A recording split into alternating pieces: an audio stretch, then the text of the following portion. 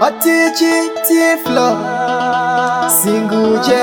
Shumba Shirinani urora mkazano roya Pane kurora noso parudo kubantu bese Nazandi gusiye pateru wako Yolanda Nasindwenda newe chetemba kwako Yolanda Wagatunoroya inina ndimbo ziwone Yolanda Chandongoda paurini nirudo rwako Yolanda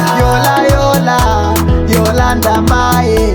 Yola usazondisiye pangaiteo mariro Moyo wangu unoda kutsikiswa unoda mbariro Kupakare ndichikutsvaga ndaingova netariro Ndianaiziva kuti nhasi ndichazofarawo Yolanda Nasindoenda newe chetemba kwako Yolanda Wagatunoroya inina ndimbo zvione Yolanda Chandongoda paurini nirudo rwako Yolanda Yolanda mae